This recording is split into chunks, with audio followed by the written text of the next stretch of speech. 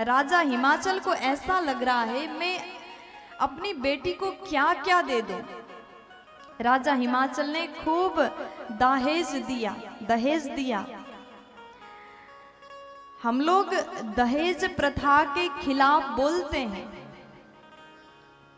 ये दहेज जो प्रथा है ना, ये नहीं होना चाहिए। दहेज ये गलत शब्द नहीं है।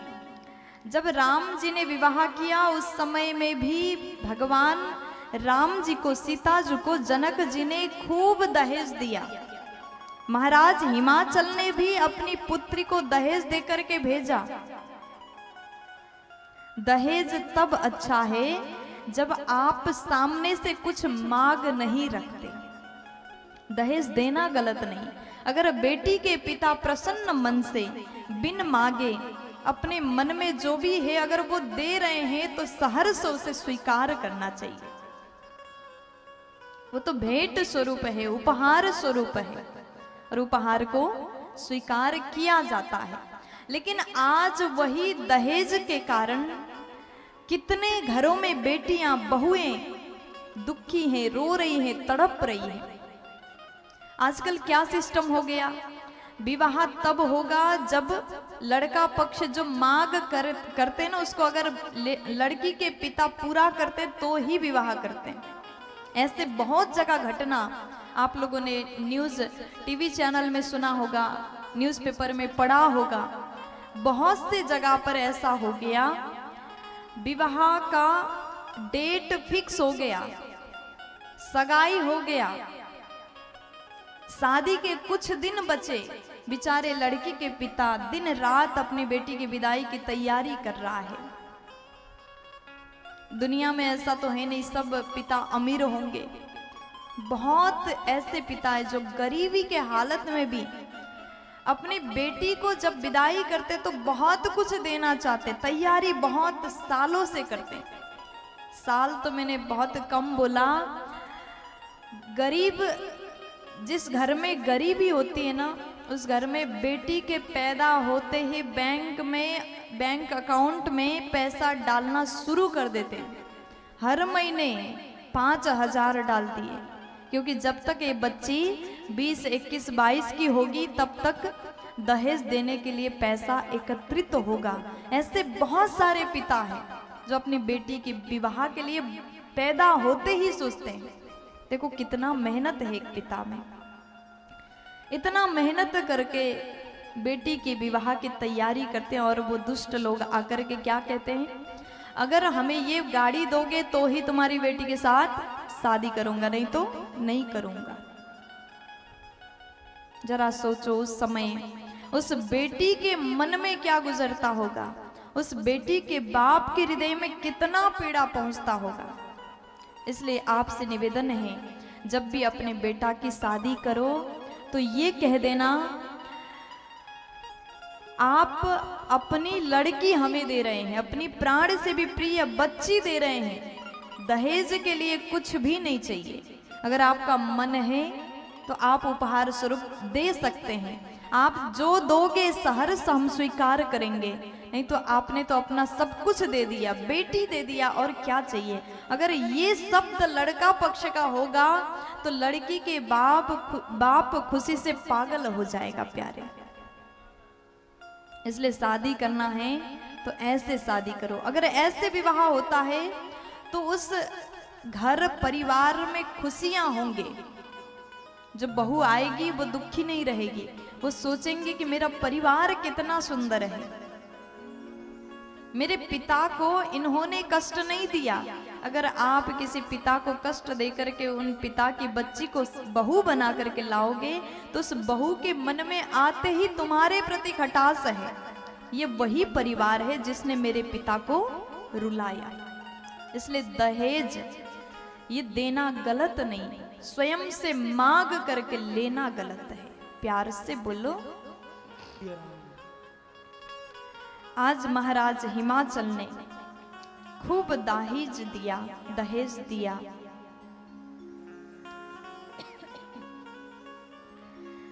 अब मां भवानी का विदाई होने लगा। कल के प्रसंग में आप सुन रहे थे, जब पार्वती जी का जन्म हुआ, हिमाचल नगर में खुशहाली छा गया था, पर्वतों में मणि उगने लगा था, हर जगह आनंदमय हो गया था, सब कोई खुशियों में नाच रहे थे, झूम रहे थे। और आज माँ का विवाह हुआ और विदाई होने लगा तो सब कोई रोने लगे। ये जो घड़ी है ना, बेटी का विदाई का पल बहुत दर्दनाक होता है। यहाँ पर आप लोग बैठे हैं, आपने अपनी कन्या का कन्यादान किया होगा, आप लोगों के घर में बेटियां हैं, जब उनकी विदाई करते हो तो उस समय सबसे ज्यादा दुखी पिता होता है, लेकिन पिता को कठोर बनना पड़ता है, वो दिखा करके नहीं रोता। जब बेटी की विदाई होने का समय आए ना, पिता कहीं कोने पर छुप जाते हैं।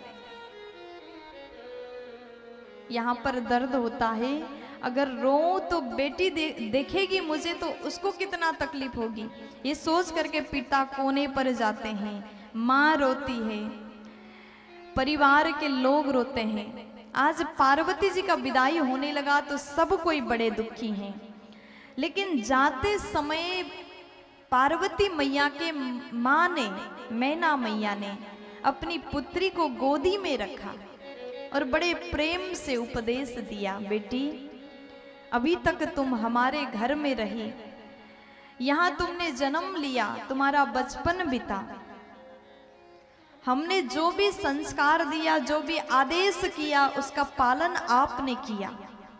अब आपका विवाह हो गया और आप यहाँ से जा रहे हो, तो वहां जाकर के आपको क्या करना है? अपने पति के आदेश का पालन करना,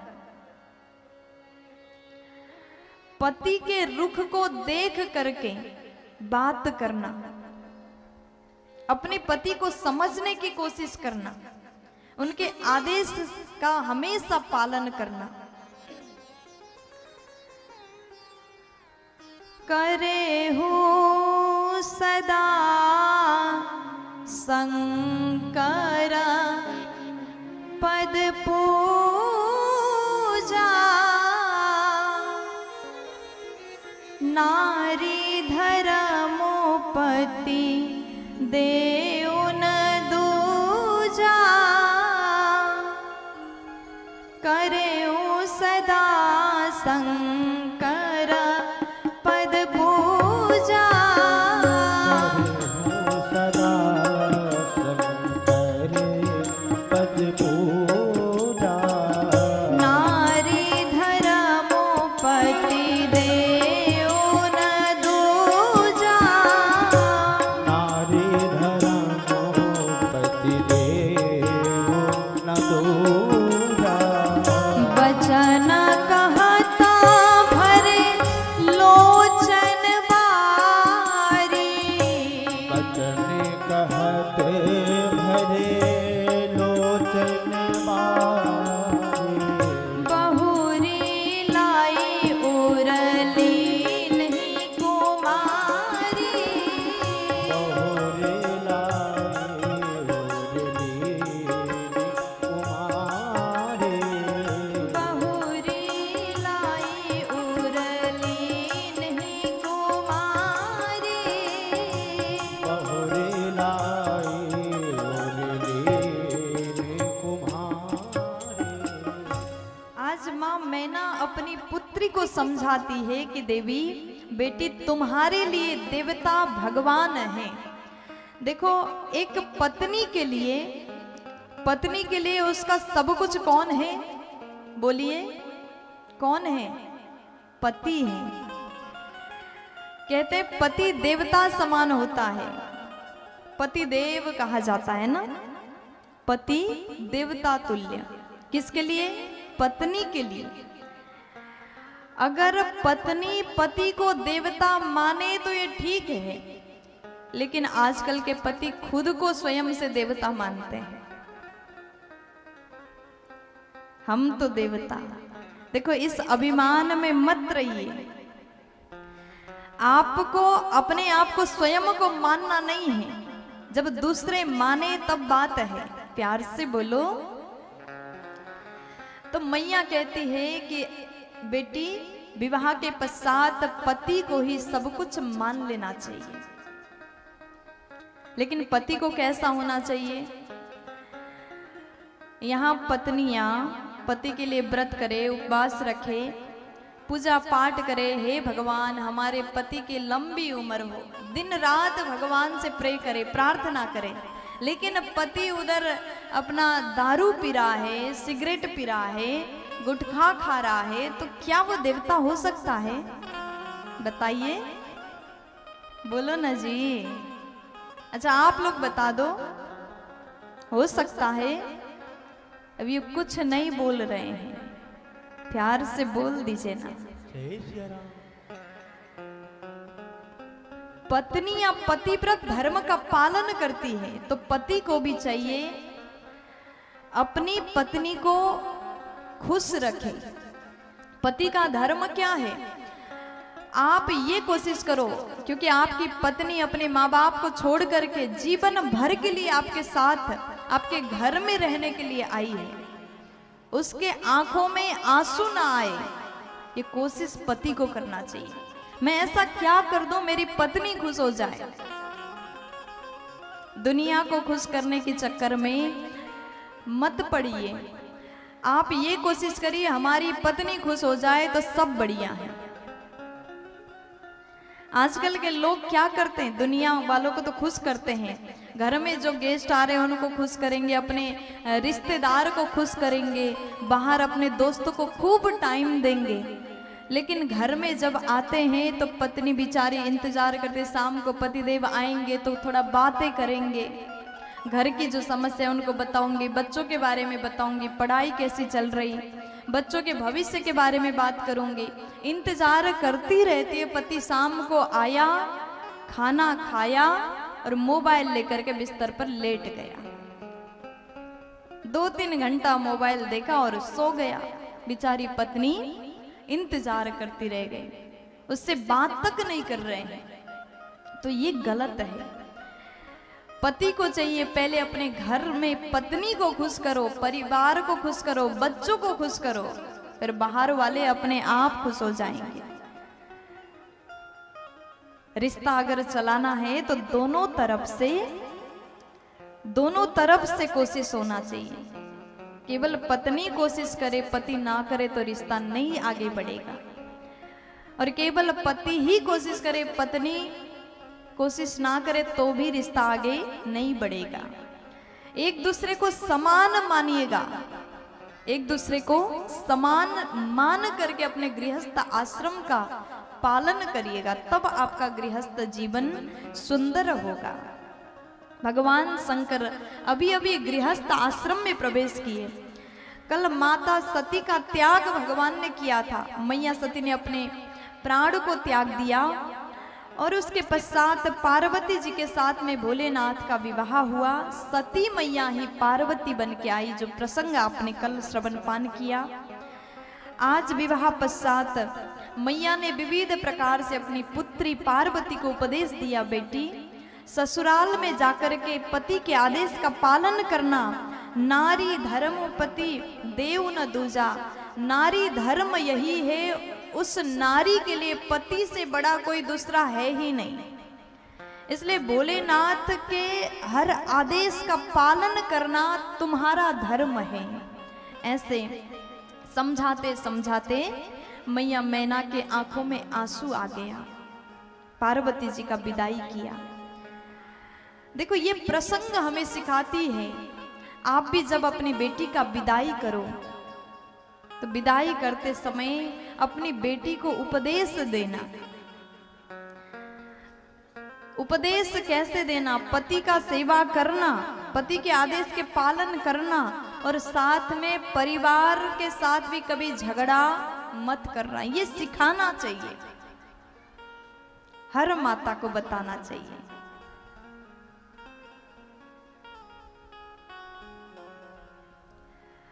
कल भगवान श्री राम जी का विवाह प्रसंग जब आप सुनोगे तो माता सीता जी का जब विदाई होगा तो सीता मैया के माता सुनैना जी उनको समझाती है परिवार में कैसे रहना, वो प्रसंग आप सुनेंगे।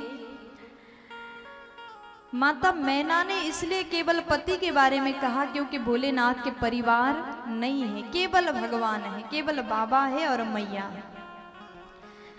भगवान शंकर का विदाई हुआ, माता पार्वती को साथ में लेकर के भोलेनाथ कैलाश में चले गए। कैलाश में जाकर के भगवान अपने गणों के साथ माता पार्वती के साथ में बड़े प्रेम से निवास करते हैं। बहुत समय बीत गया, इधर देवता इंतजार कर रहे कब भगवान के यहाँ बालक होगा और वो ताड़कासुर का उद्धार करेगा, इंतजार कर रहे, क्योंकि देवताओं ने भगवान से इसी कारण शादी करने के लिए कहा था। बहुत काल बीत गए, देवता लोग इंतजार करते रहे क्योंकि ताड़कासुर ने बहुत मार मारा था देवताओं को। इंतजार करते रहे। बहुत काल बीतने के बाद तब जनमेऊ सटबदन कुमारा तारक असुर समर जेहि मारा। बहुत काल बीतने के बाद भोलेनाथ के यहाँ कार्तिकेय भगवान का प्राकट्य हुआ। बोलिए कार्तिकेय जी महाराज की जय हो। और देवता के साथ में गए युद्ध करने के लिए। कार्तिकेय भगवान सेनापति बने और ताड़कासुर के साथ युद्ध किया और उसी युद्ध में उसका वध किया। इस प्रकार ये सुंदर प्रसंग श्रवण पान कराया। और आगे बाबा कहते हैं भगवान भोलेनाथ कैलाश पर्वत में बड़े प्रेम से निवास कर रहे हैं। ये कथा जो है याज्ञवल्क्य जी भरद्वाज जी को सुना रहे हैं। कल की जो कथा थी पूरा भोलेनाथ और माता पार्वती की कथा थी, लेकिन हम लोग क्या सुनने आए हैं? राम कथा सुनने आए। राम कथा सुनते सुनते पूरे दिन भर का प्रसंग जो माता पार्वती और भोलेनाथ का था, याज्ञवल्क्य जी ने भरद्वाज जी को भगवान शंकर की कथा सुनाए। लेकिन भरद्वाज जी कैसे सुन रहे हैं? तब कहा शंभु चरिता सुनी सरसा सुहावा। शंभु चरिते सुनी सरस सुहावा। भरद्वाज मुनि अति सुख पावा। भरद्वाज मुनि अति सुख पावा। बहुलालसा कथा परवाढ़ी। बहुलाल सा कथा परवारी। नयनन नीरु रोमावली ठाड़ी। नयनहिनी रूप रोमावली ठाड़ी। प्रेम विवसा मुख आवन बानी। प्रेम विवश मुख आवना बानी। दशा देखी हर से मुनि ज्ञानी। दशा देखी हर से मुनि ज्ञानी। दशा देखी हर से मुनि ज्ञानी। दशा देखी हर से मुनि ज्ञानी। याज्ञवल्क्य जी भरद्वाज जी से कहते हैं देखो आपने हमें पूछा कि राम जी कौन है। रामचरितमानस की कथा यहाँ से प्रारंभ होता है जब भरद्वाज जी सवाल करते हैं कि प्रभु हमको ये बताइए राम कौन है। कल के प्रसंग में आप लोग सुन रहे थे और याज्ञवल्क्य जी बोले कि आपको राम के बारे में पता नहीं, या फिर ऐसे ही आप पूछ रहे हैं। और हम जान गए आपकी चतुराई, आप राम से प्रेम करते हैं और उनकी चरित्र सुनना चाहते हैं, इसलिए राम जी कौन है ऐसा पूछ रहे हैं। प्रश्न है राम जी कौन है, लेकिन उसके उत्तर में भरद्वाज जी महाराज को कथा सुनने को मिला, भोलेनाथ की कथा। यहाँ पर इसलिए बोल रहे हैं शंभु चरित सुनी सरस सुहावा। देखो भरद्वाज जी, आपको देख करके हमें ये विश्वास हो गया कि आप राम कथा सुनने के लायक हैं। देखो आप कितना भी कह लीजिए हम भगवान राम के दास हैं, हम भगवान राम से प्रेम करते हैं। अगर आप भोलेनाथ से प्रेम नहीं करते हैं तो आप राम के दास हो ही नहीं सकते। जो भगवान राम का सेवक होगा, जो राम का दास होगा, वो भोलेनाथ से भी प्रेम करने वाला होगा। क्योंकि बाबा शंकर ही एक ऐसे हैं जो दिन रात राम राम राम जप करते रहते हैं, राम नाम में डूबे रहते हैं। तो यहाँ पर बाबा ने शंभु भगवान के, शंकर जी के चरित्र सुना करके भरद्वाज जी के पात्रता को चेक किया, क्या ये सच में राम कथा सुनने के लायक है। अगर शंभु जी के चरित्र अच्छे से सुनेंगे तभी हम राम जी की कथा सुनाएंगे। लेकिन भरद्वाज जी का दशा कैसा है, भरद्वाज जी ने अति सुखपूर्वक श्री भोलेनाथ की कथा को सुना। अच्छा आप जरा बताइए, आप यहाँ पर उपस्थित हुए राम कथा सुनने के लिए, और हम यहाँ बैठ करके भागवत की कथा बोलने लगे तो आप लोग क्या करोगे? बताओ क्या करोगे? हमको कहोगे उठो और चले जाओ? नहीं। अगर हम भागवत कथा वाचन करने लग गए तो आप लोग एक दिन सुनोगे, 2 दिन सुनोगे, फिर तीसरे दिन हमारे कमरे तक पहुंच जाओगे, देवी जी आप हमारे साथ गलत कर रहे हैं, क्योंकि आपको हमने राम कथा के लिए बुलाया था, आप भागवत सुना रहे। कोई भी हो टोक देगा। लेकिन यहाँ पर देखिए भरद्वाज जी ने कहा राम कथा सुनाइए, लेकिन याज्ञवल्क्य जी ने शंभु चरित्र सुनाया, भोलेनाथ की कथा सुनाया, तो भी बड़े सुख पूर्वक आनंद के साथ में सुन रहे हैं। और कथा के प्रति इतना प्रेम है, इतना प्रेम है। देखो श्रोता को कैसे होना चाहिए, भरद्वाज जी का दर्शन करिए। बहुलाल सा कथा पर बाड़ी, नयनहि नीरु रोमावली ठाड़ी। कथा में इतना प्रेम है, आंखों से झरझर आंसू बहने लगे, मन गदगद हो गया, बाड़ी अवरुद्ध हो गया। ये प्रेम है प्यारे। रोमावली ठाड़ी, रोंगटे खड़े हो गए शंकर जी के चरित्र सुन करके, इतना आनंद आया। एक श्रोता को ऐसे ही होना चाहिए। जब श्रोता प्रेम भाव से कथा करता है तो वक्ता उसी भाव से कथा वाचन करता है। जब श्रोता का प्रेम भगवान के प्रति दिख जाए तो यहाँ भी आनंद हो जाता है। प्यार से बोल दीजिए ना, जय सिया राम। देखो दुनिया में कोई भी प्रवाह जो होता है ऊपर से नीचे की ओर होता है। प्रवाह ऊपर से नीचे की ओर होता है, लेकिन प्रेम भक्ति बस ऐसा प्रवाह है जो नीचे से ऊपर की ओर होता है। कैसा प्रेम? अगर आप भगवान से अतिशय प्रेम करते हैं तो राम कथा, राम से प्रेम करते, राम कथा सुनते ही आपके शरीर कांपने लगेगा, रोंगटे खड़े होंगे, हृदय गदगद होगा, कंठ अवरुद्ध हो जाएगा और आंखों से आंसू बहने लगेंगे। ये प्रेम है। यहाँ पर इस भक्ति में प्रवाह नीचे से ऊपर की ओर हो रहा है, इसी को भक्ति कहते हैं।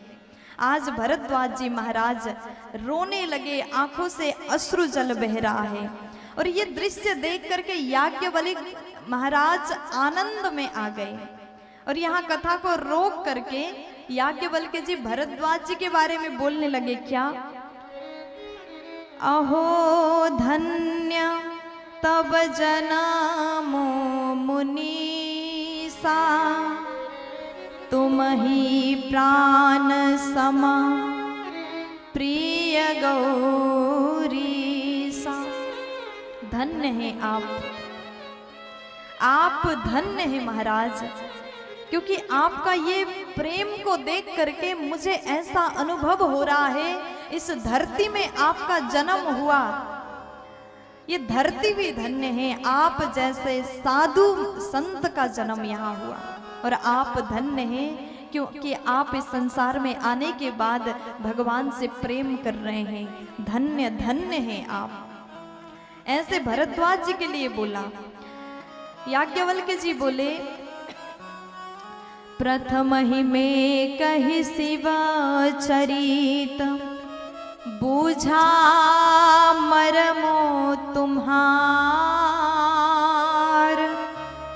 सुचि सेवक तुम्हारा राम के, रहिता समस्त विकार। पहले हमने भगवान शंकर के चरित्र सुना करके आपके मर्म को हमने जाना। महाराज आप तो राम जी के सेवक पहचान में आ रहे हैं, इसलिए आप राम कथा के अधिकारी हैं। अब उसके बाद भगवान राम की कथा यहाँ याज्ञवल्क्य जी भरद्वाज जी को सुनाने लगे। सर्वप्रथम याज्ञवल्क्य जी महाराज भरद्वाज जी से क्या बोले कि महाराज हम आपको वो कथा सुनाएंगे जो कैलाश पर्वत में भगवान शंकर माता पार्वती को सुना रहे हैं। कैलाश पर्वत में बैठ करके भगवान शंकर माँ भवानी को सुना रहे हैं। कल माता सती को भ्रम हुआ था, लेकिन आज पार्वती जी भगवान से कथा पूछेंगी और भगवान मैया को बड़े प्रेम के साथ में सुनाते। कैलाश में चलते हैं और वहां पर ज्ञान घाट में बैठ करके भगवान ज्ञान की गंगा बहाएंगे। बोलिए कैलाश धाम की, शंकर भगवान की, पार्वती मैया की। चलिए कैलाश में हम चलते हैं। कैलाश कैसा है? परमारम्य गिरि बरु कैलासु, परम रम्य गिरि कैलासु, परम रम्य गिरि बरु कैलासु, परम रम्य गिरि बरु कैलासु, सदा जहाँ शिव उमा निवासु,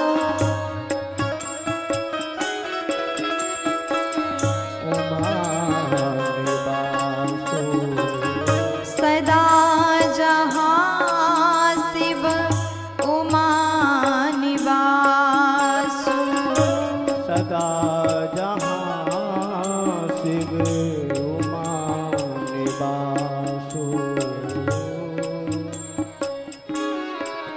कैलाश पर्वत बड़ा सुंदर है। देखो कैलाश कैसा है आप जानते हैं?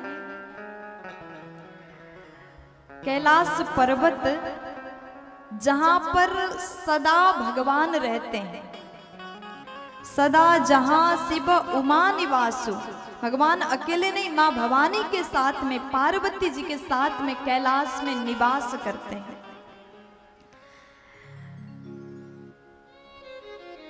दुनिया में बहुत सारे पर्वत हैं। माउंट एवरेस्ट में बहुत सारे लोग अभी तक चढ़ाई किए, लेकिन कैलाश पर कोई चढ़ नहीं पाया। कैलाश पर्वत इतना सुंदर है, इतना सुंदर है, जहां सदा भगवान रहते हैं। सदैव अपनी पार्वती जी के साथ में भगवान रहते हैं और राम कथा गाते हैं, सुनते हैं, भगवान ध्यान करते हैं, समाधिस्थ होते हैं, भगवान कैलाश में रमण करते हैं। और कैलाश में एक सुंदर वृक्ष है, बड़ा सुंदर वृक्ष है। भगवान आज उस वृक्ष के नीचे जाकर के बैठेंगे स्वयं अपने मन से सहज भाव में। तो बाबा कहते हैं ते ही गिरि पर्वत बिटप विशाला, तेहि गिरि पर्वत बिटप विशाला, नित नूतन सुंदर सब काला, नित नूतन सुंदर सब काला, एक बार तेहि तर प्रभु गया, एक बार तेहि तर प्रभु गया, करो बिलो की उर अति सुख भया, करो बिलो की ओर अति सुख भया, निज कर दासी नागरी पूछाला, निज कर दासी नागिर पूछाला, निज कर दासी नागरी पूछाला, निज कर दासी नागिर पूछाला, बैठे सहज ही शंभु कृपाला, बैठे सहज ही शंभु विशाला, बैठे सहज ही शंभु कृपाला, बैठे सहज ही शंभु विशाला। कैलाश पर्वत में जब भगवान माता पार्वती के साथ में निवास कर रहे हैं, भगवान का नजर गया कि पर्वत में, कैलाश पर्वत में एक दिव्य वृक्ष है। किस चीज का वृक्ष है? बट वृक्ष है। बट वृक्ष देखे हो आप? बड़ा सुंदर, बहुत विशाल होता है। और कैलाश पर्वत में जो बट वृक्ष है, इस वृक्ष का खासियत ये हमेशा हरा हरा रहता है।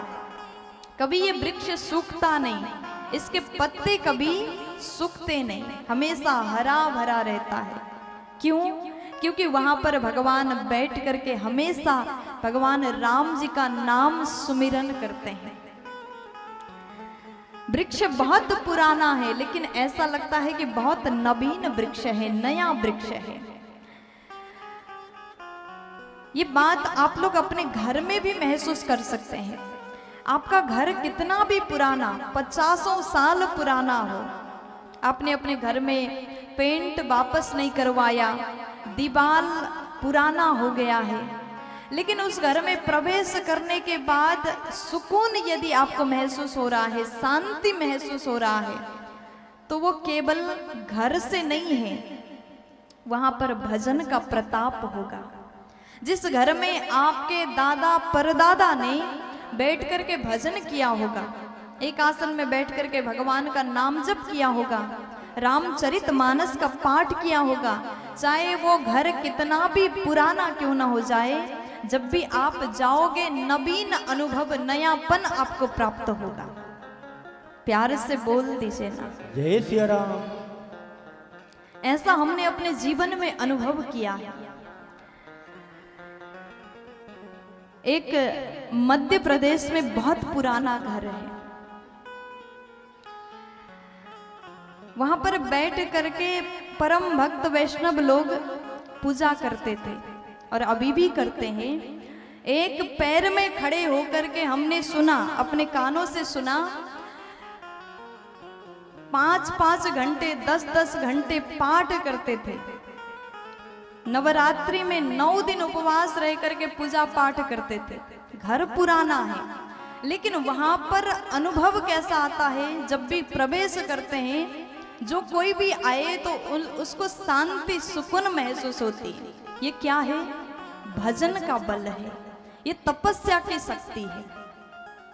इसलिए कुछ लोग क्या करते, अपने पूर्वजों का जो घर होता है ना, चाहे कितने अमीर हो जाओ, शहर में बिल्डिंग बनाया, मकान बनाया, अपने पूर्वज का घर तोड़ते नहीं, न नया कुछ जोड़ते हैं, क्योंकि वो अलग अनुभव है, वो धरोहर है, वो संपत्ति है, इसलिए उसको बचा करके रखना चाहिए।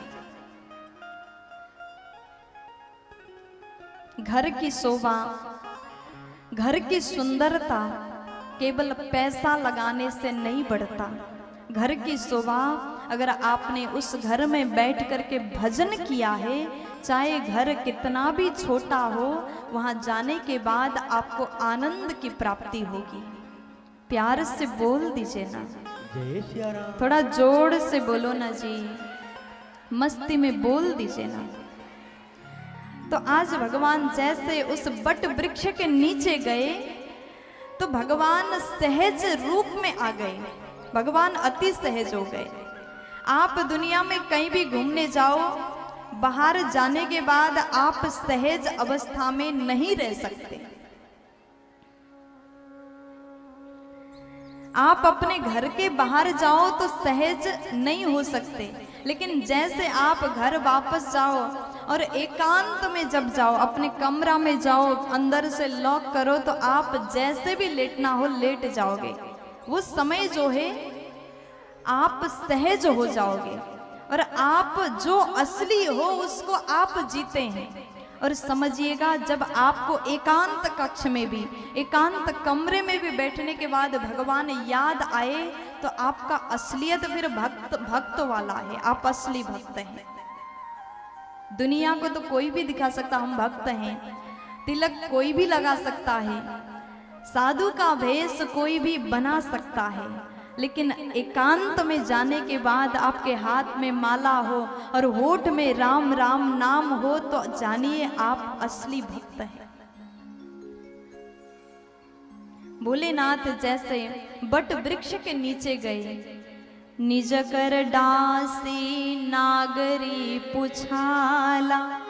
आज भगवान शंकर ने अपने हाथों से बड़े आनंद में मुस्कुराते हुए, बड़े सुख के साथ नाग रिपु छाला को बिछाया, आसन स्वयं लगाए और उस आसन में बैठे। कैसे बैठे?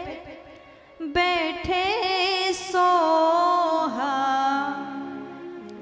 काम रिपु कैसे, बैठे सोहे काम रिपु कैसे, बैठे सोहा काम रिपु कैसे, बैठे सोहे काम रिपु कैसे, हरे शरीरो संत रसो जैसे, हरे शरीर शांत रस और उसी समय पार्वती भल अवसरु जानी, पार्वती भल अवसरु जाने, गई शंभु पहि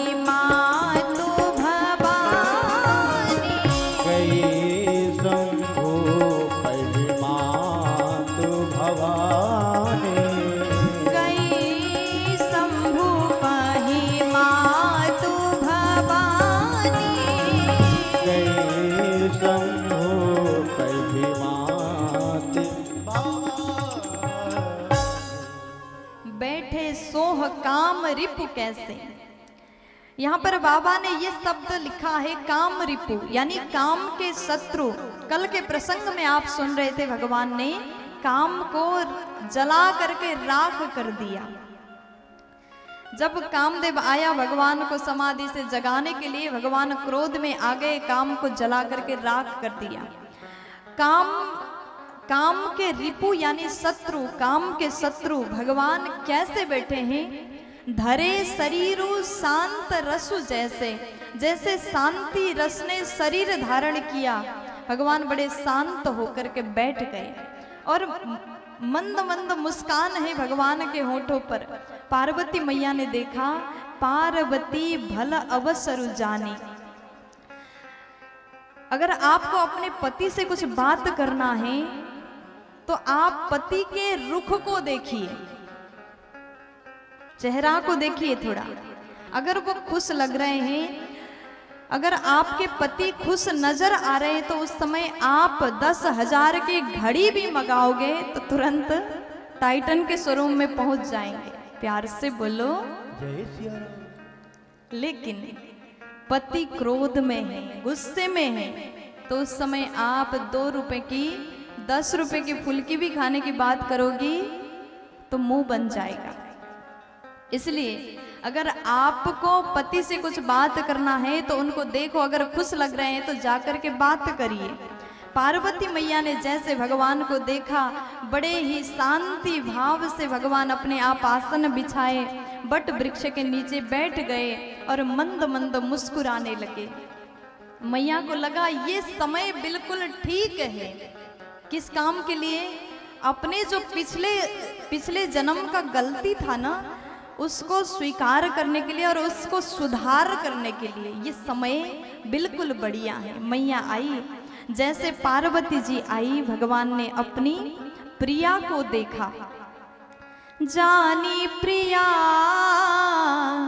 आदर अति कीन्हा, जाने प्रिया आदर अति कीन्हा, जानी प्रिया आदरो अति कीन्हा, जाने प्रिया आदर अति कीन्हा, बाम भाग आसनो हर दीन्हा, बाम भाग आसनो हर दीन्हा, बाम भाग आसनो हर दीन्हा, भाग आसनो हर दीन्हा, बाम भाग आसनो हर दीन्हा।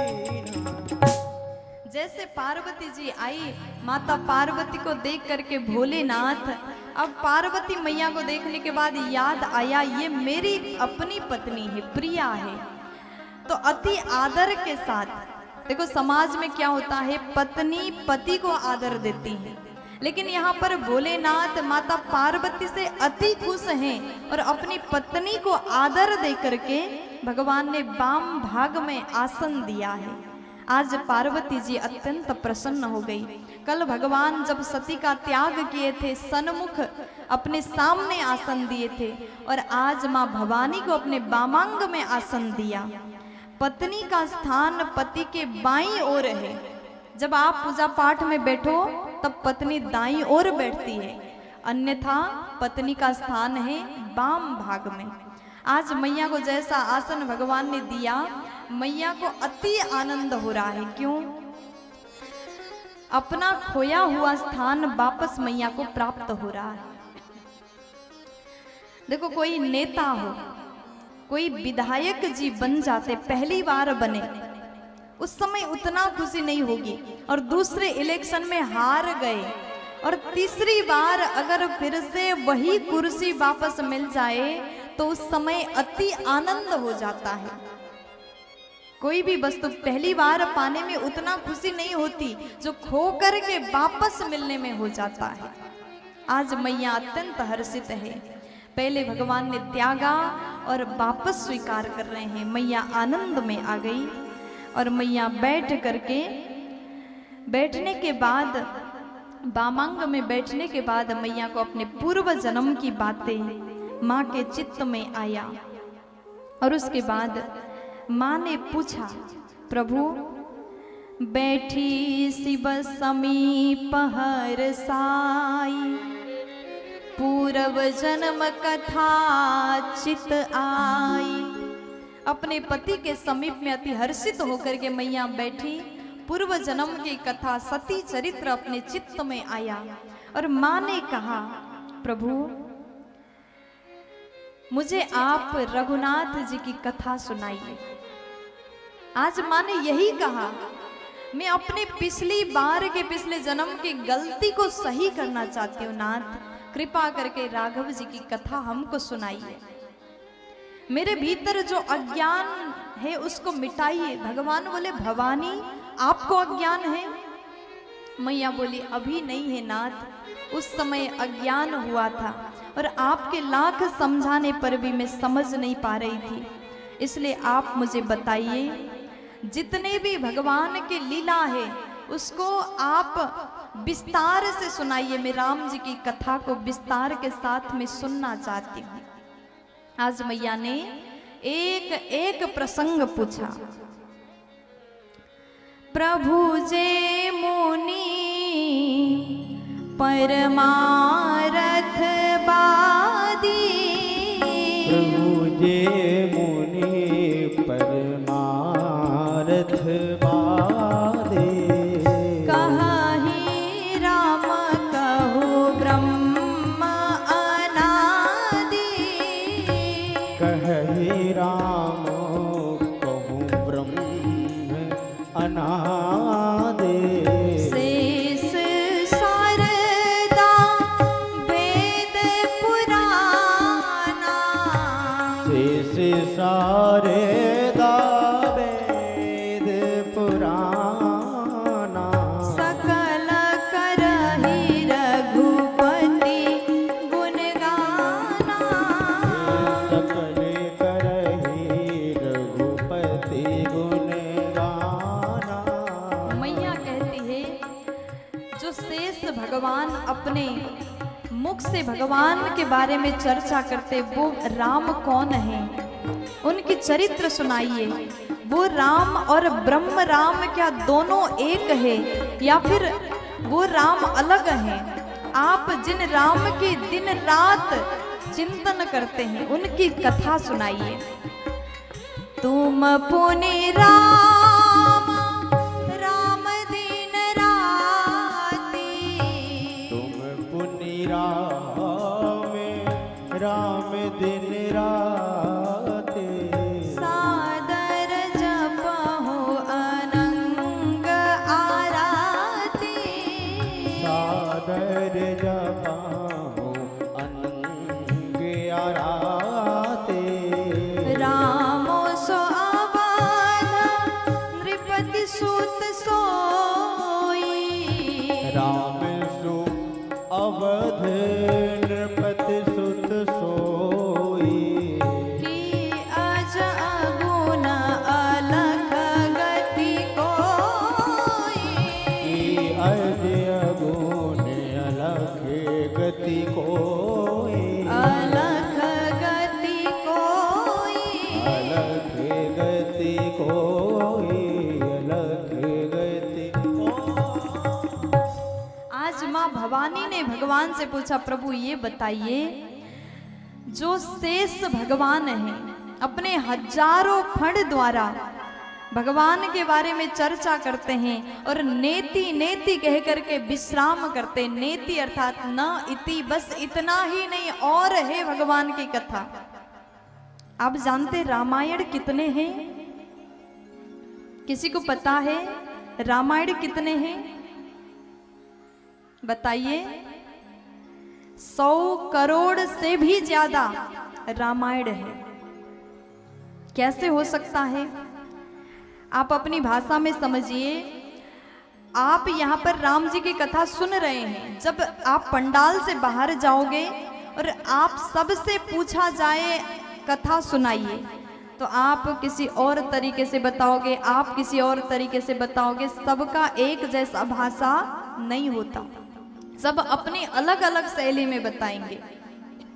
ठीक उसी समय जब भगवान राघव जी का अवतार हुआ था, सभी ने, जितने लोगों ने भगवान राम की चरित्र देखा, दर्शन किया, सबने अपनी अपनी अलग भाषा में राम कथा को गाए। इसलिए रामायण की संख्या अनंत है। भगवान राम की कथा को हम लोग 9 दिन में सुन ही नहीं पाएंगे।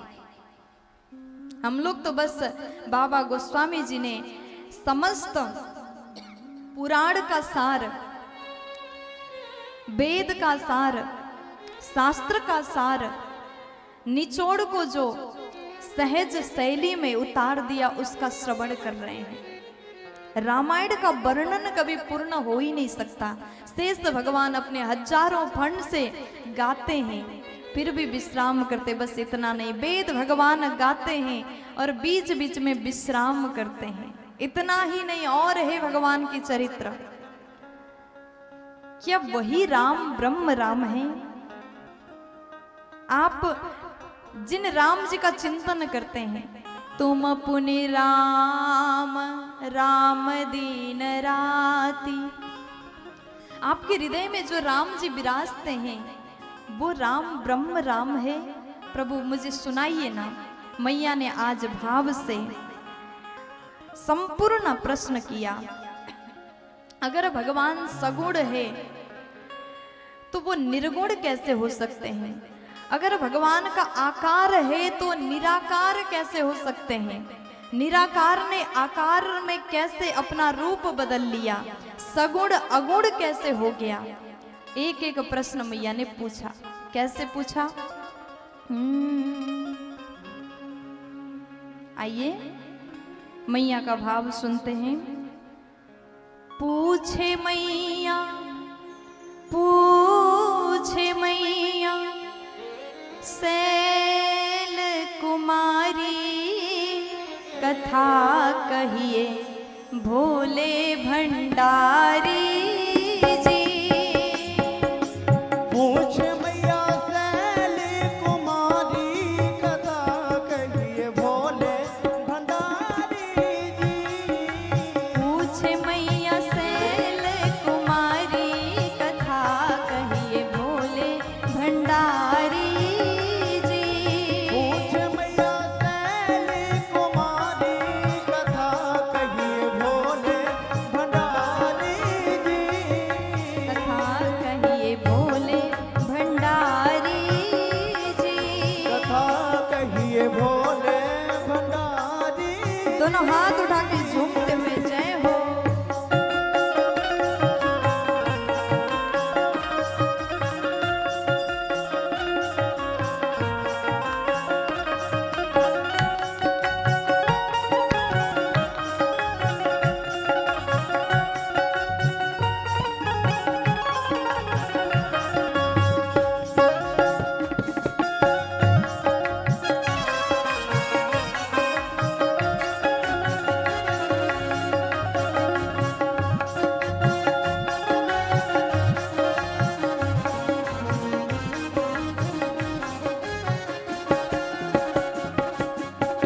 प्रथम सुकारण कहा हो बिचारी।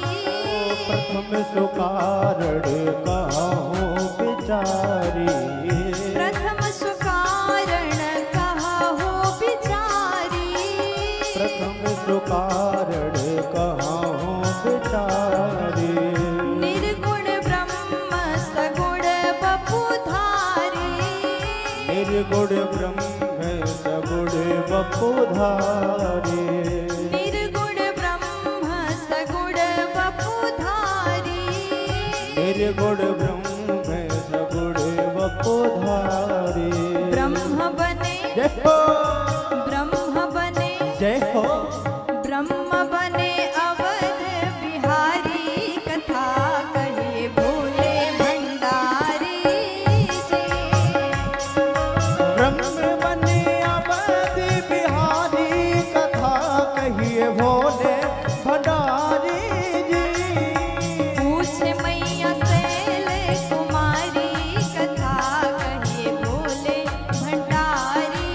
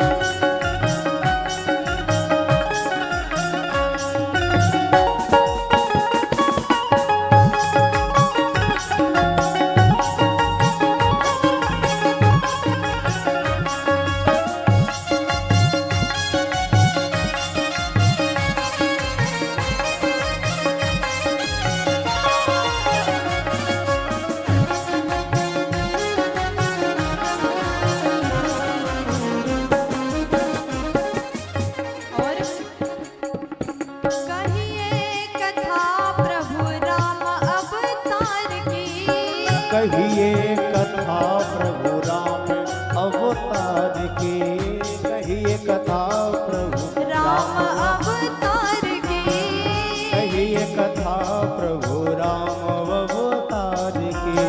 महाकाल कहिए बाल चरित उदार की, महाकाल कहिए बाल चरित उदार की, महाकाल कहिए बाल चरित उदार की, महाकाल कहिए बाल चरित उदार की।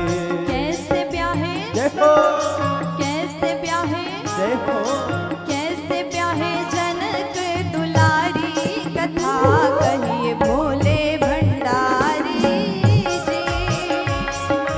कैसे रहे जनक तुम्हारी कथा कहिए भोले भंडारी जी। पूछे मैया शैल कुमारी, कथा कहिए भोले भंडारी जी। पूछ मैया शैल कुमारी कथा कहिए भोले भंडारी जी। दोनों हाथ उठा के ताली जय हो।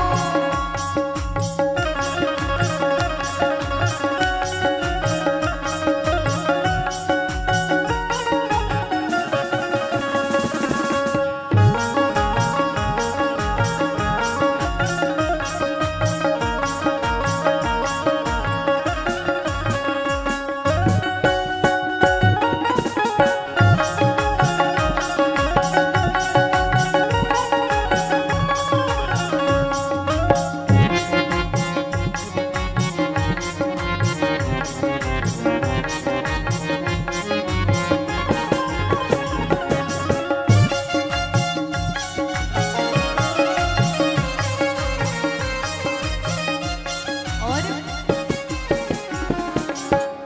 दोस्त कवन राज तजे सरकार जी, दोस्त कवन राज रज सरकार की, दोस्त कवन राज तजे सरकार जी।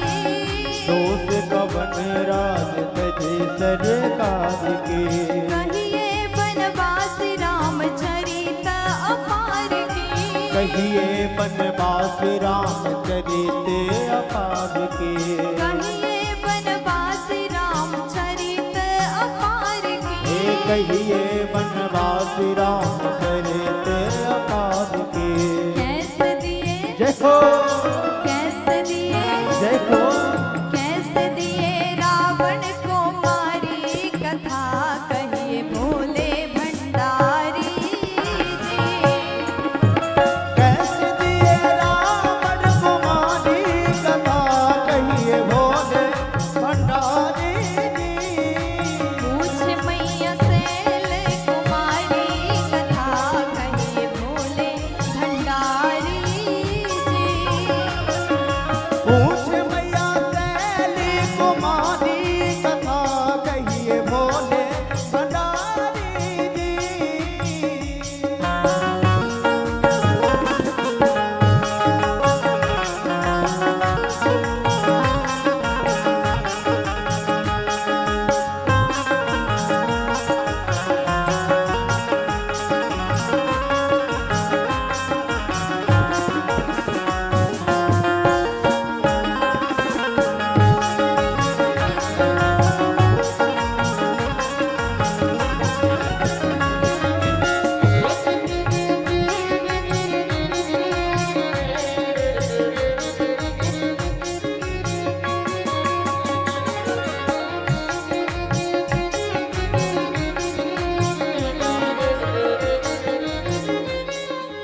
और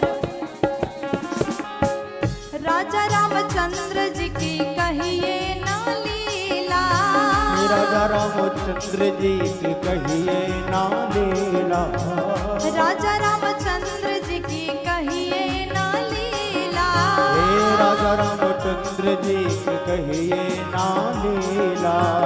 मेरे नाथ विश्वनाथ शंभु सुख शीला, मेरे नाथ विश्वनाथ शंभु सुख शीला।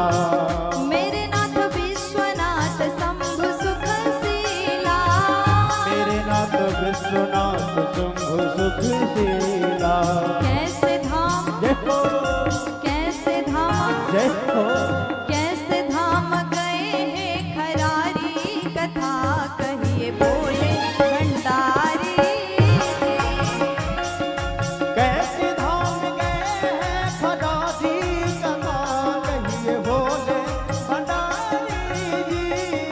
पूछे मैया सैल कुमारी कथा कहिए बोले भंडारी जी।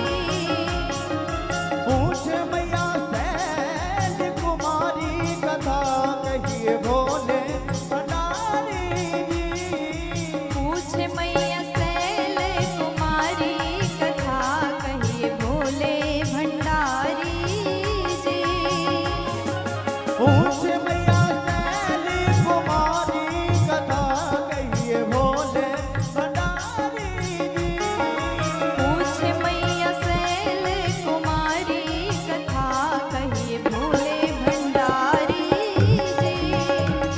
पूछ मैया सैल कुमारी कथा कहिए बोले भंडारी जी।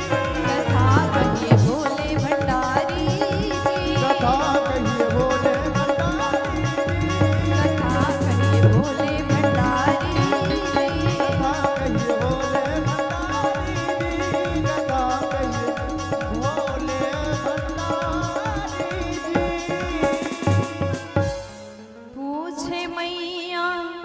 पूछे मैया सैल कुमारी कथा कहिए भोले भंडारी